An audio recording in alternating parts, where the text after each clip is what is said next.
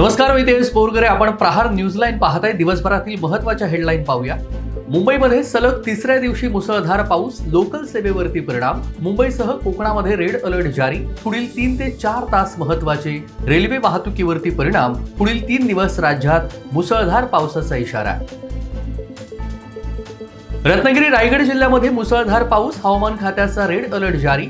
म्हसळा तालुक्यात सर्वाधिक 215 मिलीमीटर पाऊस. काळजी घेण्याचं प्रशासनानं केलं आवाहन. नांदेडच्या मुखेडमध्ये ढगफुटी सदृश्य पाऊस, 6 गावं पाण्याखाली. एका रात्रीमध्ये पाण्याची पातळी 18 फुटांनी वाढली. लहान होड्या आणि बोटींच्या साह्यानं नागरिकांना बाहेर काढण्याची मोहीम सुरू. रत्नागिरीतील दापोली खेड रस्ता बंद, मुसळधार पावसाचा कहर. रस्त्यावर पाणी, वाहतूक ठप्प.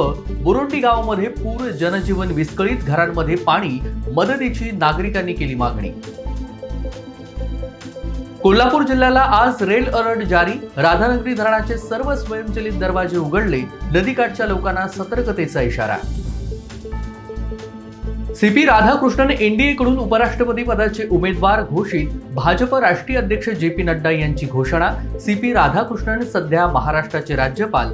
उपराष्ट्रपदासंदर्भात मल्लिकार्जुन खरगेंच्या कार्यालयात आज काँग्रेसची महत्त्वाची बैठक.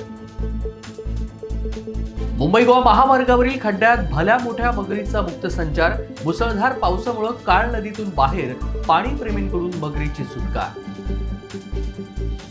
पश्चिम द्रुतगती महामार्गावर वाहतूक कोंडी, चाकरमान्यांना फटका. ठाण्यामध्ये मुसळधार पाऊस, वाहतूक धीम्या गतीनं. सखल भागामध्ये पाणी साचलं. मराठवाड्यामध्ये पावसामुळे जनजीवन विस्कळीत. पाण्याच्या वेढ्यामध्ये 4 गावं, 293 नागरिक अडकले. अडकलेल्या नागरिकांना बाहेर काढण्याचं काम सुरू.